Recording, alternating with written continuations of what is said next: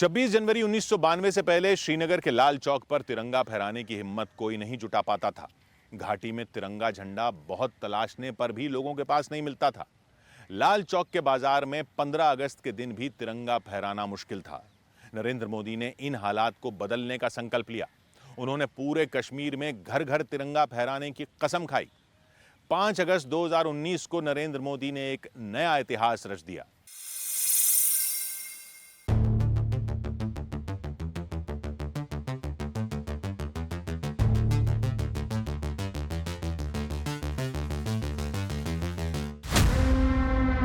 पच्चीस जनवरी 1992 जम्मू। एकता यात्रा जम्मू पहुंच गई थी। पार्टी के तमाम बड़े नेताओं सहित देश भर से लाखों कार्यकर्ता जुट गए थे। श्रीनगर के ऐतिहासिक लाल चौक तक ये सभी लोग जाने को उतावले थे, मगर एक अनहोनी हो गई। 25 जनवरी 1992 को श्रीनगर में जम्मू कश्मीर पुलिस प्रमुख के कार्यालय में एक जोरदार बम विस्फोट हुआ। तब के पुलिस प्रमुख JN सक्सेना के साथ 5 आला अधिकारी बम विस्फोट में घायल हो गए। एकता यात्रा के तय कार्यक्रम में बदलाव को लेकर मंथन शुरू हो गया। उस पूरी रात नरेंद्र मोदी को जागना पड़ा था। जम्मू में अटल बिहारी वाजपेयी ने ऐतिहासिक भाषण देकर लाखों कार्यकर्ताओं को श्रीनगर जाने से रोकने की कोशिश की। तो पूरी रात में मुझे नहीं लगता मोदी जी कोई 10 मिनट भी सो पाए होंगे। पूरी चिंता, पूरी व्यवस्था किस प्रकार से कैसे निकलेंगे, क्योंकि जम्मू कश्मीर को लेकर पूरे देश के लोग ये चाहते थे हम सब जाकर तिरंगा जो है लाल चौक में चढ़ाएंगे, और इतने बड़े लोग और वहाँ लेकर जाना रिस्क से खाली नहीं था। क्योंकि आतंकी हमलों और पड़ोसी दुश्मन देश से बरस रहे बारूद के बीच एकता यात्रा को श्रीनगर पहुंचना था। लेकिन जब मुरली मनोहर जोशी और नरेंद्र मोदी ने लाल चौक पर कदम रखे तो दृश्य देखने लायक था। नरेंद्र भाई मोदी जी का जिस प्रकार उन्होंने उस व्यवस्था को संभाला, जोशी जी के लिए यात्रा वहां पहुंचे, तिरंगा वहां चढ़े, ये हमारे लिए गौरव का विषय था। जबकि पूरा देश का नेतृत्व यहाँ पे जो गवर्नमेंट थी, जिस समय की सरकार थी, वो नहीं चाहती थी किसी प्रकार की भी जाए। लाल चौक पर तिरंगा फहराकर आतंकियों और अलगाववादियों का भ्रम नरेंद्र मोदी ने तोड़ दिया। कश्मीर में सुरक्षा बल का मनोबल भी एकता यात्रा ने बढ़ाया। कश्मीरी आवाम का भारत में भरोसा बढ़ा। आतंकवाद को शह देने वाले पाकिस्तान का पर्दाफाश हुआ।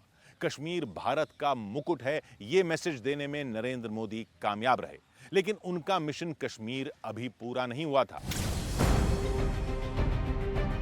एकता यात्रा के समापन से पहले नरेंद्र मोदी आतंकियों और उनके सरपरस्तों को सख्त संदेश देना चाहते थे। उन्होंने दुश्मनों को जो जवाब दिया था उसका जिक्र एक बार संसद में भी हो चुका है।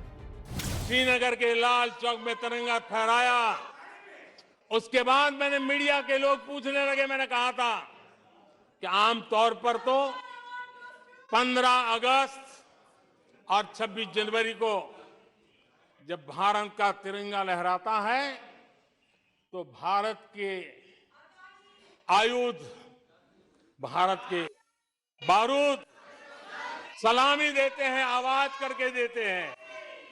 मैंने कहा आज जब मैं लाल चौक के अंदर तिरंगा फहराऊं, दुश्मन देश का बारूद भी सलामी कर रहा है।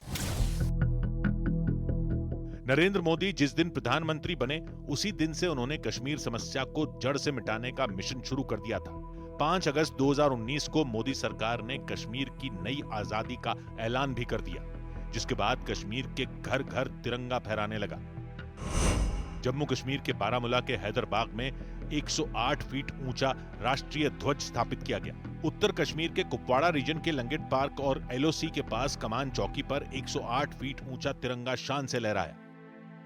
नरेंद्र मोदी सरकार ने जब आजादी का अमृत महोत्सव मनाया तो जम्मू कश्मीर के कई खूंखार आतंकियों के घर पर तिरंगा फहराया गया। डोडा में लश्कर कमांडर हारून उर्फ खुबैब के घर पर उसके पिता ने राष्ट्रीय ध्वज फहराकर गर्व से भारत में आस्था जताई।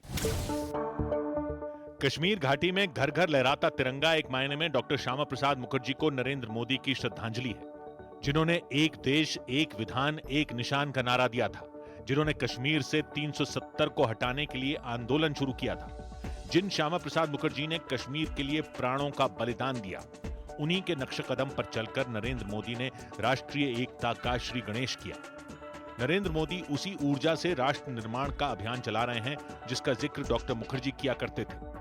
डॉक्टर श्यामा प्रसाद मुखर्जी कहा करते थे, कोई भी राष्ट्र सिर्फ अपनी ऊर्जा से ही सुरक्षित रह सकता है। मैं डॉक्टर श्यामा प्रसाद मुखर्जी का पुण्य स्मरण करता हूं, उनको नमन करता हूं और आदर पूर्वक श्रद्धांजलि अर्पित करता हूं। पीएम मोदी पर न्यूज 18 की खास सीरीज जारी है। कल रात 10:15 पर देखना ना भूलें।